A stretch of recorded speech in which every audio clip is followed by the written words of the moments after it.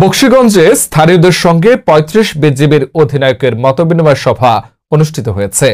জামালপুর বকশীগঞ্জ থেকে আমাদের রিপোর্টার মোহাম্মদ ইলিয়াস শাহ এর পাঠানো তথ্যে ও চিত্রে বিস্তারিত। জামালপুরের বকশীগঞ্জে স্থানীয় জনসাধারণের সাথে মতবিনিময় সভা করেছেন জামালপুর ৩৫ বিজিবি ব্যাটালিয়নের অধিনায়ক lieutenant colonel Hasanur Rahman PSC. বুধবার ২২ জানুয়ারি বিকাল ৩টায় বকশীগঞ্জ উপজেলার মুক্তিযুদ্ধের ঐতিহাসিক রণাঙ্গন ১১ নং সেক্টর ধানুয়া কামালপুর হাইস্কুল মাঠে এই সভা অনুষ্ঠিত হয়।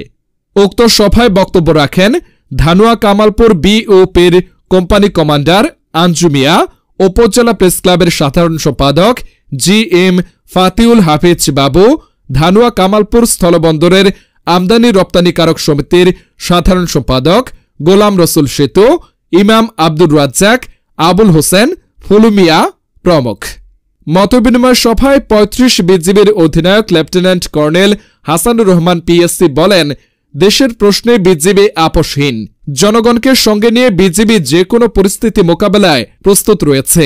তবে তিনি বাংলাদেশি নাগরিকদের শূন্য লাইন অতিক্রম করে ভারতের অভ্যন্তরে ঘাস না কাটা, ফসল বিনষ্ট না করা, ফসল কাটা এবং গবাদি পশু চড়ানো ইত্যাদি কর্মকাণ্ড পরিহার করা, সন্ধ্যার পর কোনো অবস্থাতেই সীমান্ত এলাকায় গমন না করা, কাঁটাতারের বেড়ার ওপর দিয়ে ভারত হতে বাংলাদেশে অবৈধভাবে গরু পারাপার না করা, মানব পাচার ও চোরাচালান প্রতিরোধে বিজিবিকে সহযোগিতা করার অনুরোধ করেন।